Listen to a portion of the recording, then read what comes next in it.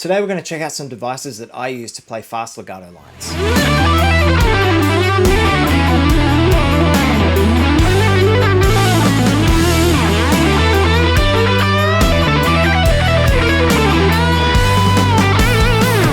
Now, if you're not into fast or shreddy type playing, that's okay. However, in this video, I'm just going to talk about 3 concepts that I use in my legato playing that really help me get around the fretboard easily. Then we can take it up through the different positions.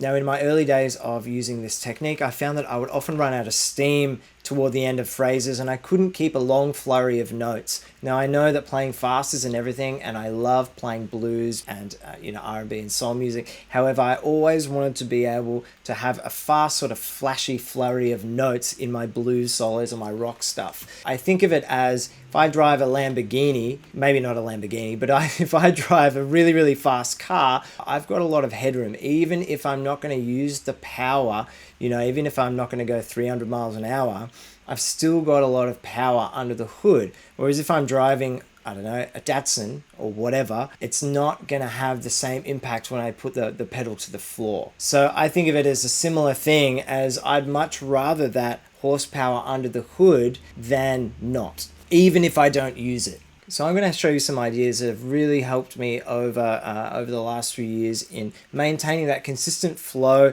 and that fluidity when going between the 3-note per string shapes or whatever shapes that you already know. This is the first idea. I can't remember where I got this from, potentially a Richie Kotzen video, I'm not quite sure.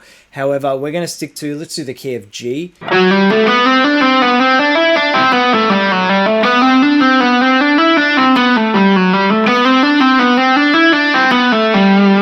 A little bit faster.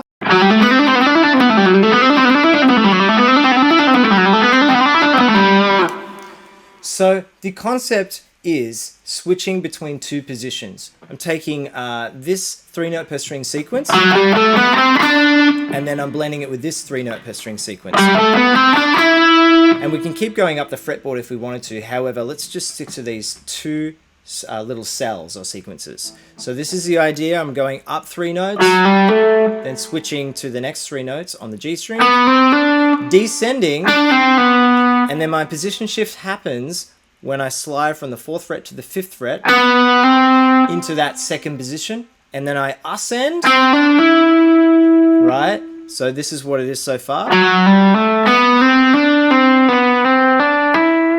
And then I descend in that 2nd 3-note per string pattern. That's the whole thing.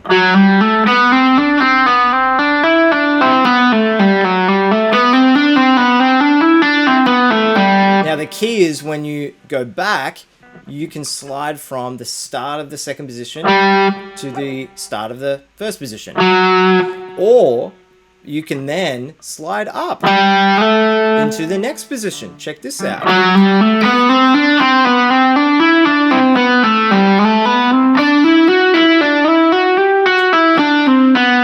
And then do the same thing in the following 2 positions of what we're doing, which is the G major scale.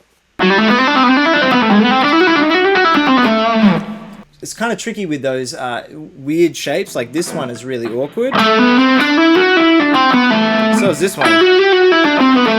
Not as bad as the one that's previous to that. So you've got to work on getting that real accurate legato feel. Right? So you can take that on other string sets.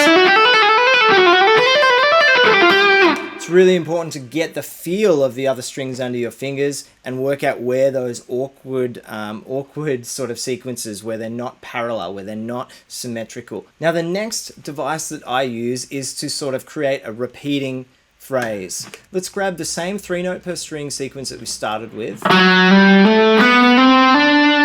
We're going to ascend and then descend and grab 1 note from one of the lower strings. Check it out.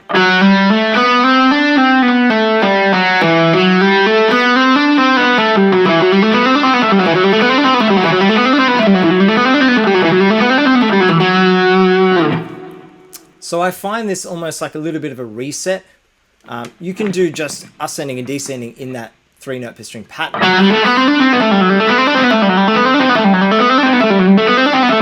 which is cool, but I do like the sound of that lower note.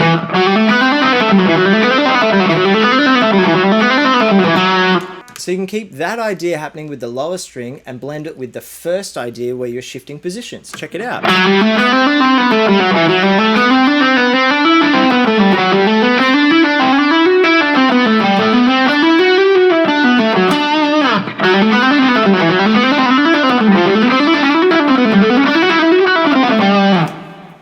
Tricky to keep that motion going. It's also important to stay really light with the left hand. I'm known, especially as a blues, predominantly a blues player in my earlier days, just hacking away the minor pentatonic scale. I really used to press quite hard, so it's taken me a long time to get that smooth, light touch so I can remain constant, even, and without tiring out. So the last device I want to show you is a real classic kind of legato or heavy rock kind of sequence. However, I blend it in with all the other stuff that I do, so it's not just a repeating thing.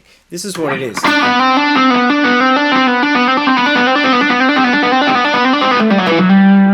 So it's a 6-note sequence. I'm starting on the highest note of the 3-note grouping that I have, going to the lowest note, and then going to the middle note. And then I'm going to go from the highest note to the lowest note.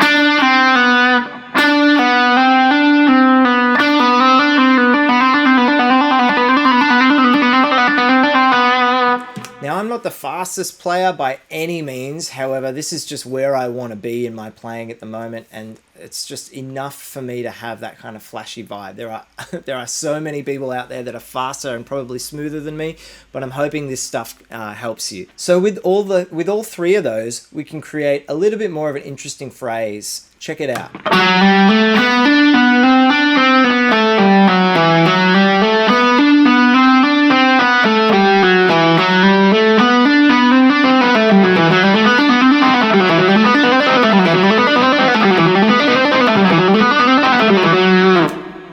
Then we can take it up through the different positions. You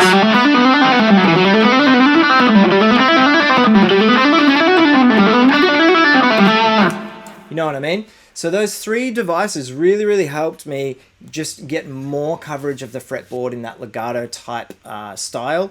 And it's also just a great technical workout if you can keep that up while staying really light with the left hand. It doesn't necessarily have to be only hammer-ons and pull-offs. You can make it your own. Sometimes I like to do 2 picks and then 1 pull-off. I think that sounds really quite nice. And is not super fluid, but also has the aggressive sound of the pick, so it keeps a strong sense of rhythm. But I can do those hammer-ons out of nowhere, which is the idea of descending, and I can pick it up. So it's important to work at all of those things if that's what you want to do. If you want to have more horsepower under the hood, so there's those moments where you feel like playing something flashy, then this is the kind of thing that really helped me get that under my fingers.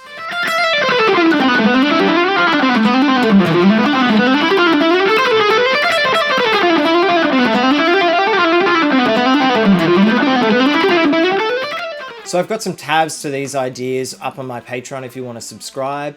I hope you enjoy it, and I hope you get something out of it. Thanks so much for watching, guys. Cheers.